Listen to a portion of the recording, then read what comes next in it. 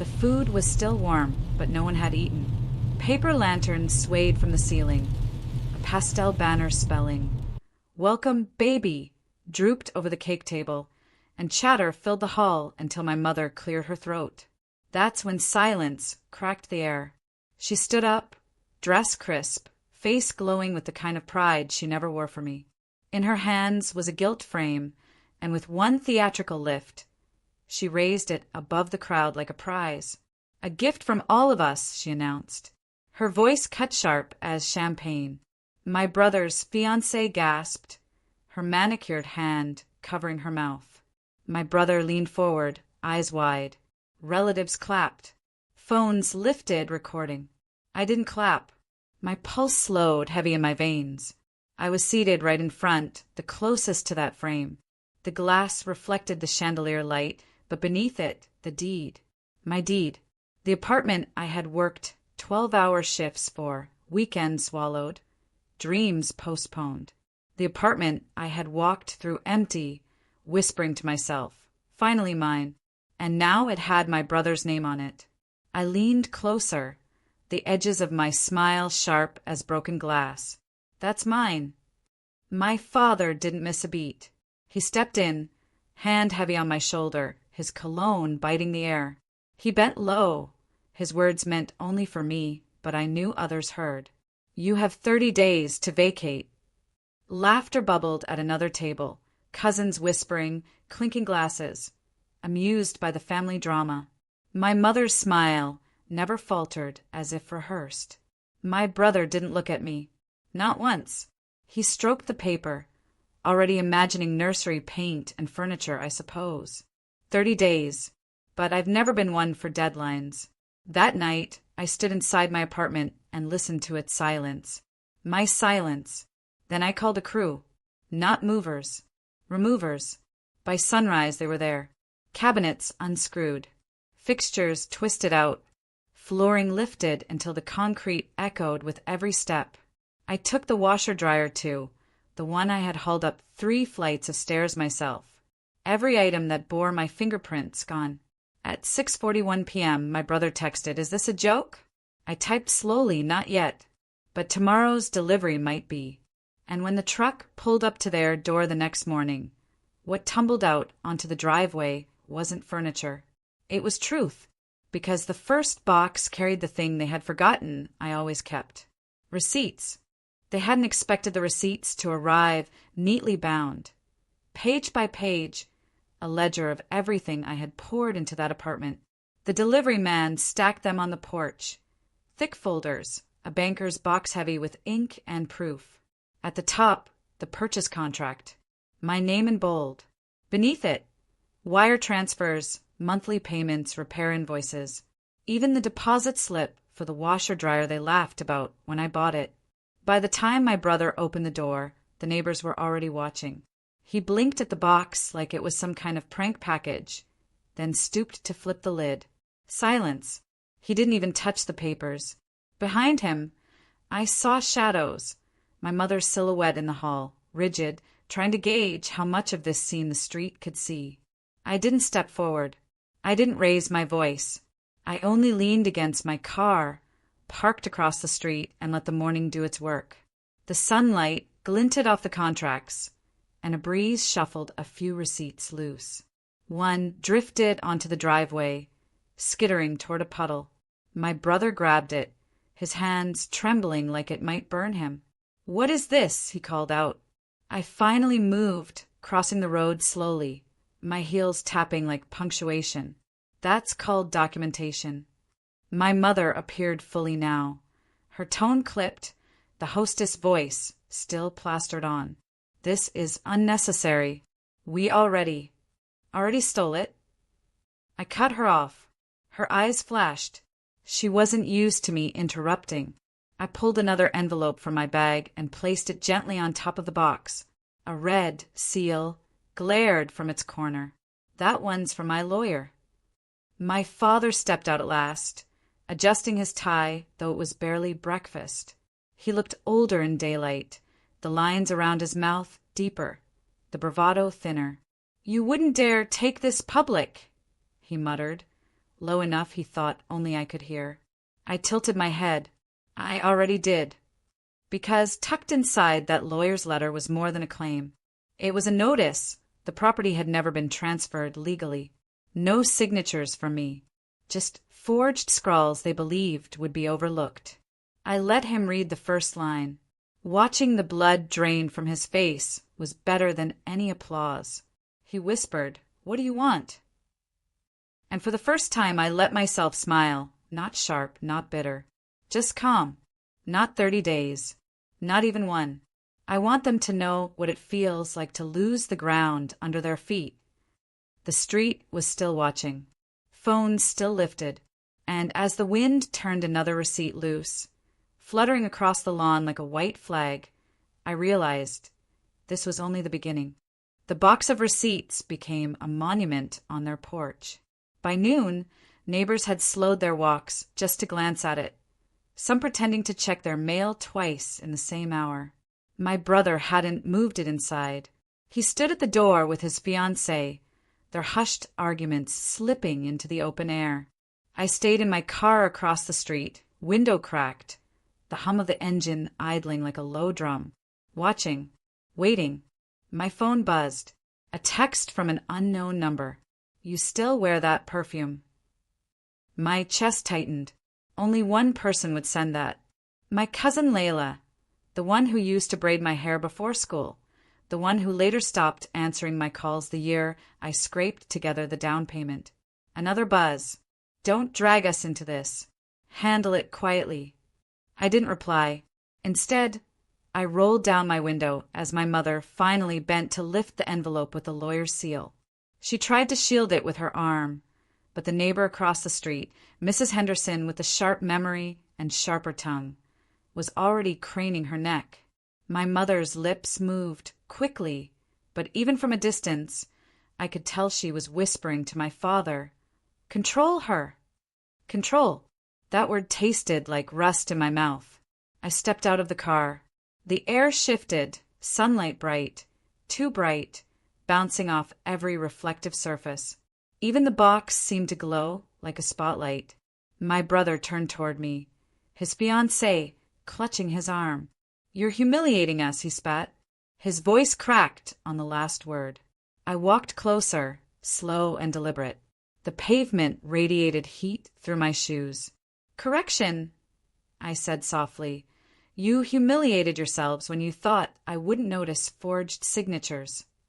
My father exhaled sharply, his composure fraying. "We'll fix this. Sit down, talk it out. No need for theatrics." Theatrics.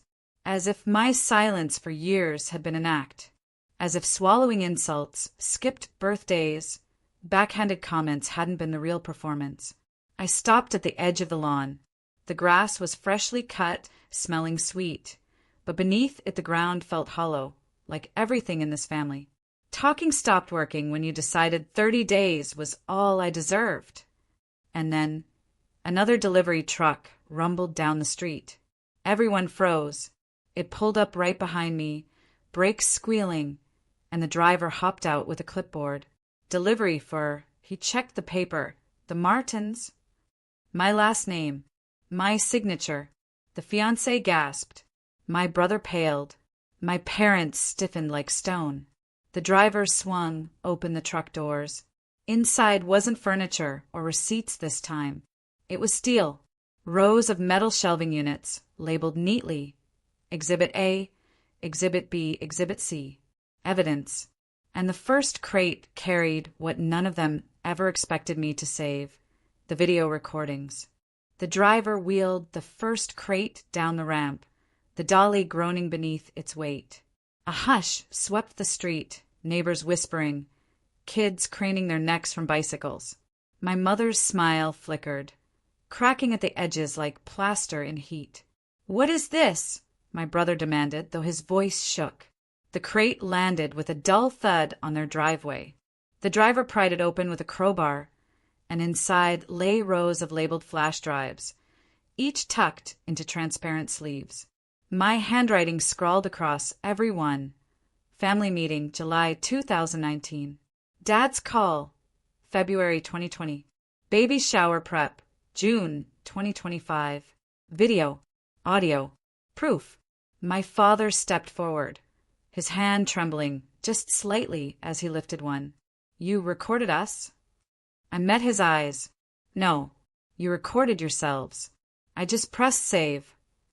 I remembered each night I had set my phone on the table while they schemed, their voices dripping with arrogance.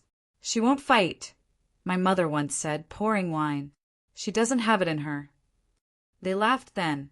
I sat in silence, nodding along, my heart hammering, capturing every syllable. Now, those same words gleamed in cold plastic. The fiancé backed away, muttering to my brother, they knew? They planned this. Her voice rose until even the Hendersons across the street could hear. My brother's face collapsed into disbelief. He turned to my parents, betrayal written sharper than any contract. You told me it was a gift. You told me she wanted this. My father's jaw worked. We did it for you, for your future family. I stepped closer, letting the heat of their panic wash over me. Funny, I whispered. You planned a future on my ruin. The neighbors weren't pretending anymore. Phones were up, recording freely now, the same way I once had. I leaned against the mailbox, folding my arms. Here's the thing about lies, they echo. You thought I was fragile, but glass can cut, too. My mother snapped then, her voice shrill. Stop this madness. You'll destroy your own family name. The driver, oblivious to the storm, handed me the clipboard. I signed with a flourish, my hand steady. It's not my name on the line anymore. It's yours. And as the next crate came rolling down, heavier, darker, its seal marked financial records, I saw my father stagger back. He knew what was inside, because some lies echo, but others bleed. The second crate landed harder than the first. Even before the lid cracked open, my father's hand shot out, palm flat, as if he could hold the weight of truth closed with sheer will. But the driver pried it anyway. Hinges squealed, would split, and the air filled with the scent of ink and paper. Stacks upon stacks of financial records. Bank slips, forged loan applications, credit cards opened in my name years ago. My name, but not my hand. My brother bent low, rifling through the first stack. His face drained to chalk. Dad, these accounts, this is fraud. The word hung heavy, too heavy. The neighbors stopped whispering. Even the cicadas seemed to pause. My mother hissed, "Lower your voice," but her command had no edge anymore. Her words sounded like a plea. I crouched down slowly, picked up one slip, and turned it toward the light. My signature, or rather, their version of it. The loop on the J crooked, the A sloppy. I held it up between my fingers. Do you know what forgery looks like? I asked, loud enough for every phone across the street to catch. My father finally snapped, voice ragged. Enough. You think you're the first child to give something up for family?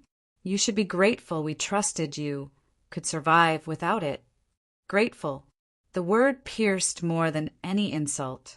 I stood, the slip still in my hand, and for a moment I almost laughed. Not because it was funny, but because it was absurd. Grateful, I repeated softer now. For theft. My brother shoved a handful of documents at my mother, his voice rising. You lied to me. You said she donated the apartment. You said it was her choice. Her hand shook, papers spilling to the ground like brittle leaves. It was easier that way. My brother's fiancée folded her arms, glaring at all of them. Easier for you. Not for her. Not for me. What else have you hidden? The fractures widened right there on the driveway. It wasn't just me versus them anymore. The cracks were spreading through their own foundation. I placed the slip back on top of the crate. This is just the first layer, I murmured. There are deeper cuts inside. And as the third crate rolled down, smaller but sealed tighter, my chest tightened. Because I knew exactly what was in that one. Not money, not signatures, but words. Handwritten, stained with coffee and rage. Letters. Every cruel thing they thought I'd never see, now addressed back to them. The third crate was different. Smaller, but heavier, as though it carried something denser than steel. The driver wrestled it down the ramp, muttering about its weight, and when the lid was cracked open, the smell rose: paper, dust, ink, and something else. Something old. Inside were bundles of letters, tied with twine. Some were folded neatly, others crumpled from fists that had crushed them long ago. Each one addressed to me, but none had ever reached my hands. My stomach tightened. I stepped forward, lifting the first bundle. The twine bit into my palm as I pulled a letter free. The handwriting leapt at me immediately, my grandmother's looping script. "Sweetheart, I wanted you to know the quilt is finished. The one you chose the fabric for. I hope it keeps you warm in your new place." The date: 3 months after I moved into the apartment. I had never received it. Another letter. My aunt's writing. "You shouldn't have to bear this alone. If you need help with the payments, I'll send what I can." I had never seen it. I flipped faster, paper burning in my fingers. Cousins, old friends, even a college roommate I'd lost touch with. Dozens of letters, offers of help, notes of love, attempts to reach me. All intercepted. My hands shook. I turned, holding them up for everyone to see. "You kept them from me." My mother's voice cracked. "We didn't want distractions." Distractions. My throat closed around the word. "You decided I was alone. You built my silence." Gasps rippled through the watching crowd. My brother stared, stricken, then grabbed one letter, scanning fast. His fiancée read over his shoulder, hand clapped to her mouth. And then the cruelest cut. At the bottom of the crate, beneath the bundles of love I was denied, lay another stack. These weren't letters sent to me. These were drafts written about me. By my parents. Scrawled lines, angry paragraphs.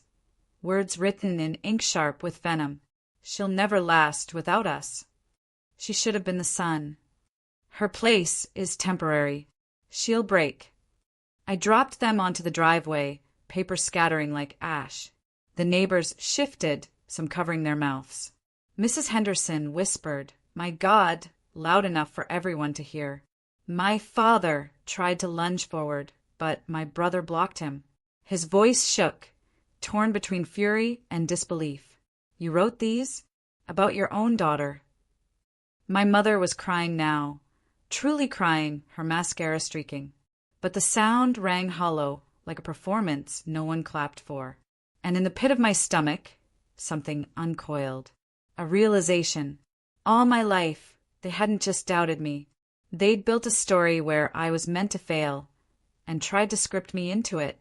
But now the pages were in my hands, and the final act hadn't even begun. The driveway looked like a battlefield of paper. Receipts flapping in the breeze, letters scattered like broken feathers, contracts stacked in silent accusation. Neighbors weren't just watching anymore.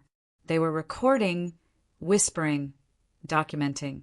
My family's performance had slipped into something irreversible. Public theater. And then, almost mercifully, my phone buzzed. A voicemail. Not new old. One I had saved but never dared to replay. My thumb hovered. Then I hit speaker. The tinny sound spilled into the air, my father's voice. "She thinks she's stronger than us. Wait until she cracks. 30 days and she'll crawl back begging. Some people are meant to bend." My knees almost buckled, but I held still.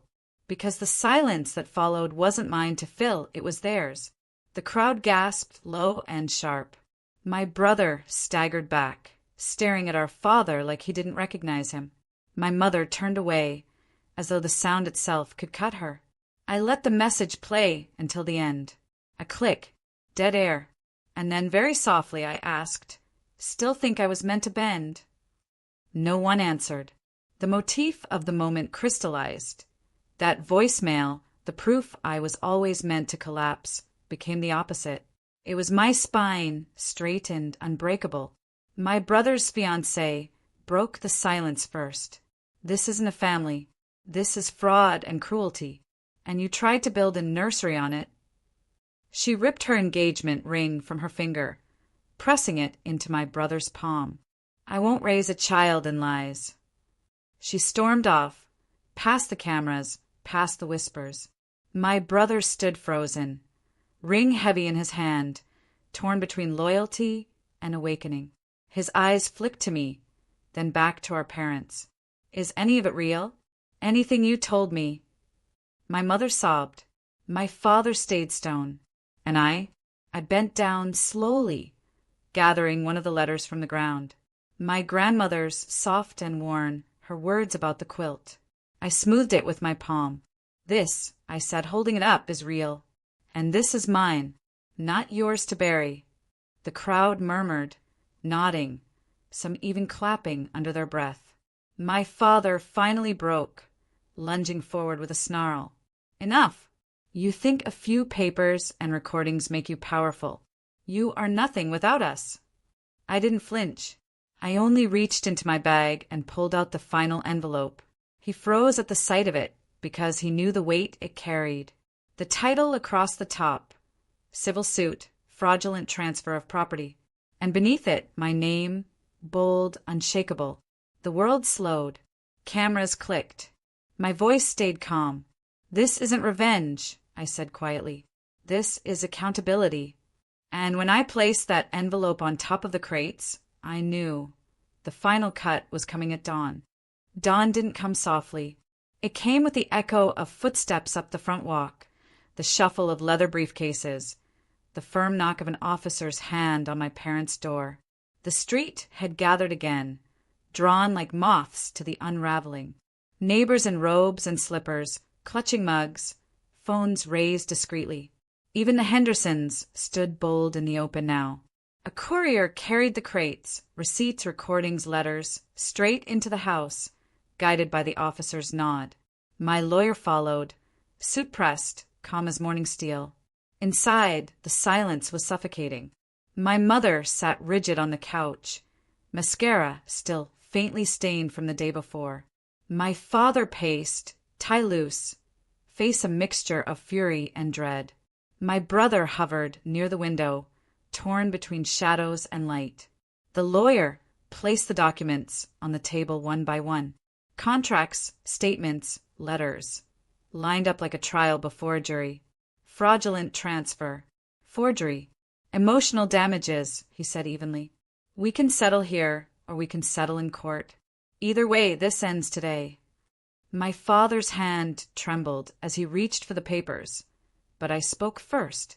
"No," I said, voice steady. "Not just with money, with truth."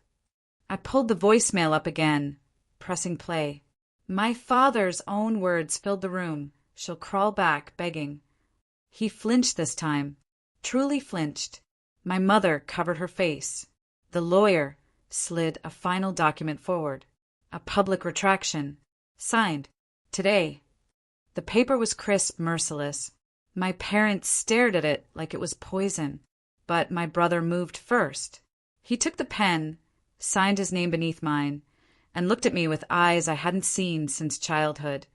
Honest, broken, almost apologetic.